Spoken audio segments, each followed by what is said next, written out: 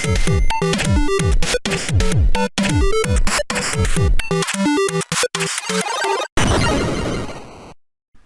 my teenage years, when I first got a PC with a CD-ROM drive, I used to have fun exploring this new media. I know I've mentioned it before, but one of the discs that I frequented was a collection of shareware games.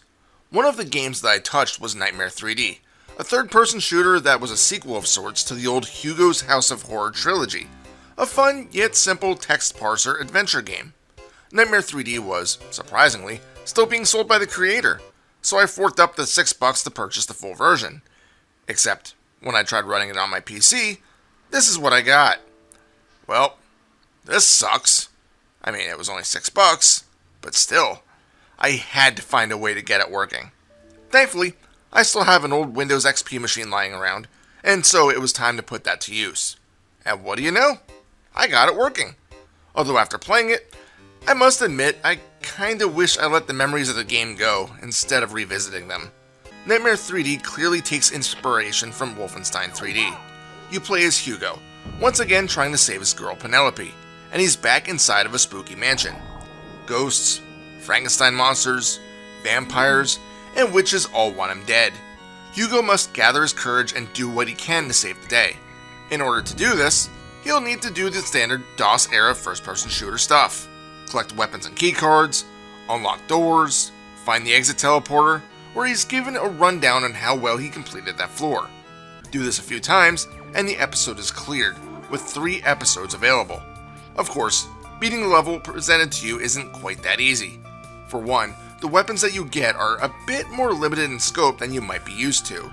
You start with a plasma pistol, although we're not quite sure where he procured it from. This presents one of the biggest flaws I found with the game. Your first weapon is not a hit scan type firearm. Hit scan means that when you fire it, the projectile registers with the opposition immediately. Most enemies in the game, I've found, are hit scan type of enemies. Instead, 2 of Hugo's weapons, the aforementioned plasma pistol and a magic wand, need to have their shots lined up, due to the attacks traveling to the target. This means that if you aren't lined up perfectly with your target, it's highly probable that it'll sail harmlessly past your attacker, both wasting precious ammo and opening yourself up to longer vulnerability times. Sure, you can eventually find a magnum that fires silver bullets, and this is hit scan, but with that said, we come to problem numero dos. Enemies are more vulnerable to certain weapon types. I like this idea in theory. Having certain beasts take more damage from magical blasts sounds like a fantastic idea. Unfortunately, Hugo swaps weapons kinda slowly, and with the projectile style weapons, this oftentimes means that you're spending more time swapping and lining up shots than actually doing harm to your enemies. It might be easier and safer to just use a few extra shots in your current weapon to take down the creature in front of you. Going back to the projectile styled weapons, again, it can make lining up shots a bit more complicated, but to try to alleviate this, you can hold down the left shift key. By doing so, instead of doing the typical sprint, your movement will be fine-tuned, allowing you to try to line up better shots. The catch to this is that enemies won't wait for you to slowly saunter into the perfect firing line. I found that just shooting like Rambo tends to do the trick, even if it does use up a bit more of your ammo reserves. Oh and yes, you can still run by pressing and holding right shift. It's just as awkward as it sounds, since you use the arrow keys to move. Unless you are using the mouse, which is just plain weird to do. I've mentioned about pulling your inner Rambo and just letting that mystical lead fly, but you need to keep in mind that you have no knife or other melee weapon to fall back on if you run out of ammo.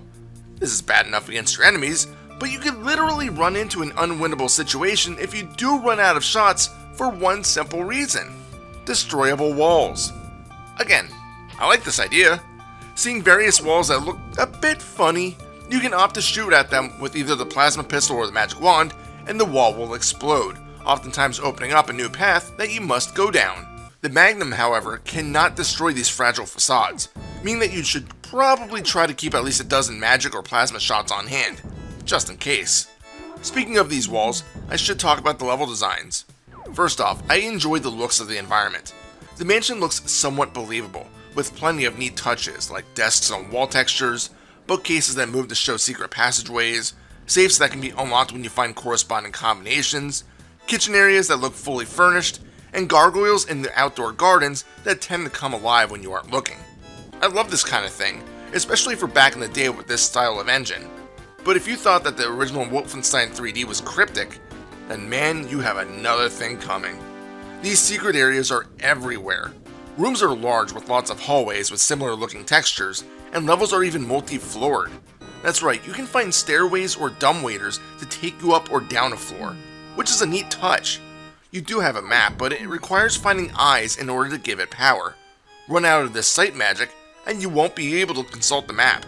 The map isn't entirely helpful all the time either, due to it not clearly showing all floors and doorways. You can also press F10 to show any remaining enemies, which is more helpful than you might imagine. Knowing where there are living creatures might give you a hint on the direction that you should start heading towards. The spirit eye icon on the HUD also flashes a lighter shade of white when you are nearby a secret doorway, which helps since there are a lot of secrets that are required for progression. What nothing helps with, though, are the locked doors. See, in each stage, there are a possible 4 keys and 2 key cards to be found. Locked doors do not visually show which key is required for that door. For example, all of these locked doors look identical, but you won't know that this one needs a yellow key and that one needs the green key until you interact with them.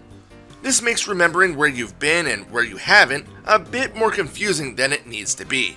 Granted, Wolfenstein was a bit cryptic in that bit as well, but at least in that game, there were only ever 2 keys to find, a gold one and a silver one, so it wasn't nearly as frustrating. Speaking of the doors, they're frustrating in another aspect. You cannot shoot through them until they are fully opened. If you try to blast your gun through the door that's actively in the opening animations, the shot will stop at the empty air, yet the enemies on the other side will start attacking the instant that the door clicks into the open position. Again, this is simply a confusing design choice, and it's gotten me into trouble a few times. Speaking of getting in trouble, there was one part of the game where I almost quit because I couldn't figure out what to do. It was only a few levels into the first episode, and I've explored every inch of the floor to come to an attic with what I assume to be debris laying on the ground for atmosphere. Nope, these boxes can be interacted with. Pressing space at them pushes them away from you, opening further pathways and rooms. I felt like an idiot when I figured this out, but it's something you have to keep in mind when playing Nitemare 3D. The levels are much more puzzle-oriented than games like Wolfenstein.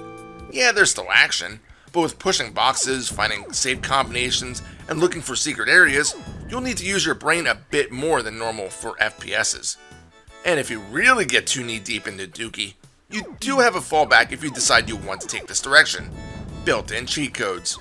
Instead of having to type something in, you can go to the menu screen and just enable one of 4 different cheat options here.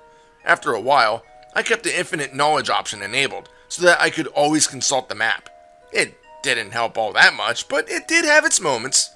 One last thing, the sound. The music is very well done, with oddly peppy beats that somehow feel appropriate to the game. The enemy noises, on the other hand, are laughable. They feel cheesier than the worst B-grade horror flicks, but I couldn't imagine a game having it any other way. And that's Nitemare 3D. It may have been a decent game back in the 90s, but it's truly difficult to come back to today. Although I do regret buying it, I can't really complain due to it only being $6. If you have a machine to run it and you enjoy this era of gaming, give this one a go, but be sure to be patient with it. Final score? 4 out of 7. This is Reaper. Happy fragging.